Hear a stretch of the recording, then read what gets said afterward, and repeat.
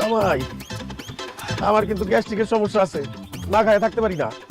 এই কলা রুটি খায় কতক্ষণ, আমার তো খিদা লাগছে। কত ভাব চাইলাম, তারপরে বুঝলো না, সে ঘর থেকে বার করে দিল। অসভ্য বাপের অসভ্য মেয়ে। সব দোষ তো তোমার মিয়া। হ্যাঁ, বউয়ের সাথে বিলাইয়ের মতন কথা কয় কেউ?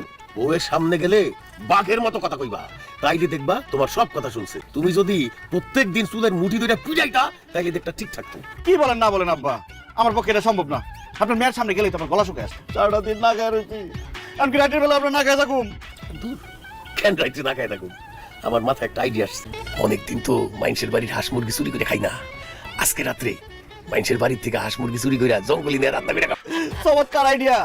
কিন্তু আব্বা, হ্যাঁ, আমি তো চুরি করতে পারি, রান্না তো করতে পারি। আমার রান্না খাইলে তুমি তোমার বাবার নাম ভুলে যাবা। আব্বা, বউয়ের নাম বলুন না। খাইয়া দেখো, বলতেও পারো। আজকে রাতই হবে মুরগি চুরির রাত। খুব তো তখন কইলা তুমি চুরির এক্সপার্ট, গুড়ার ডিমের এক্সপার্ট। আরে পিয়াজ সুল্লা মুরগির সামনে ধরলে মুরগি আওয়াজ করে না। হাই, ও পাক্কা মুরগি চুর আব্বা। সবই তোমার দোয়া।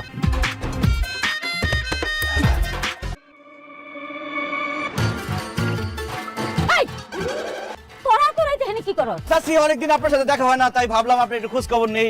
আপনি কেমন আছেন? শরীরটা ভালো নাকি? এত রাতে আমার মুরগির ঘরের সামনে কে? আর তো কাছে মুরগি কে? কেন আব্বা, আপনার হাতে মুরগি আসলো কোথা থেকে? মুরগিটা বাইরে গেছিল ঘর থেকে, ওটা আবার ঢুকাইতেছি। মুরগি টয়লেটে গেছিল, তখন আমি আব্বার বললাম যে আব্বা, মুরগি যদি টয়লেটে যায় পরে তো খোয়ারে ফিরতে পারবো না, হারাই যাবো। এই তোরা কি আমার লগে ভাইজলামি করো? হ্যাঁ, আমি সন্ধ্যার সময় মুরগি সব খোয়ারে ঢুকাই দিয়ে দরজা বন্ধ করে গেছি। মুরগি চুরি করতে এসে কোনানকে চুর। এই চুর, চুর, কে করে?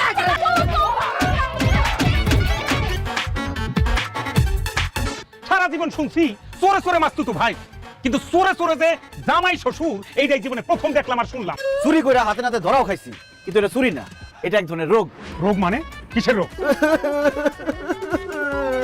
সে রাত্রেবেলা ঘুমের মধ্যে হাঁটে, শুধু হাঁটলেও সমস্যা ছিল না, হাঁটতে হাঁটতে যার তার বাড়িতে চলে যায় এবং যা পায় তাই পকেটে ভরে, মানে চুরি করে আর কি। কিন্তু সে চোর হলো মানুষ ভালো, সকালবেলা গিয়ে আবার সেই জিনিসপত্র ফেরত দিয়ে আসে। ঘুমের ঘোরে হাঁটার রোগ, এইটা শুনছি, কিন্তু হাঁটতে হাঁটতে আরেক বাড়ির মাল সামানা চুরি করে নিয়ে আইবো, এইটা তো শুনি নাই। বোমা, বলো তো তোমার বাপের কি রোগ আছে?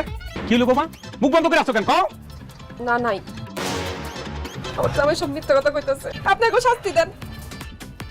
মার তোমরা রে। চেয়ারম্যান সাহেব, আপনার আল্লাহর দোহাই লাগে আমার কথাটা শুনেন। আমার শ্বশুরের গায়ে হাত তোলেন না, আমার শ্বশুর বয়স্ক মানুষ, সে মায়ের সহ্য করতে পারবো না। তোর শ্বশুর এই এলাকার মেহমান, তাই প্রথমবারের জন্য আমি মাফ করে দিলাম। দ্বিতীয়বার যদি এই ধরনের ঘটনা ঘটে, যে পুলিশের হাতে তুলে দিয়াম, কথাটা জানি মনে থাকে।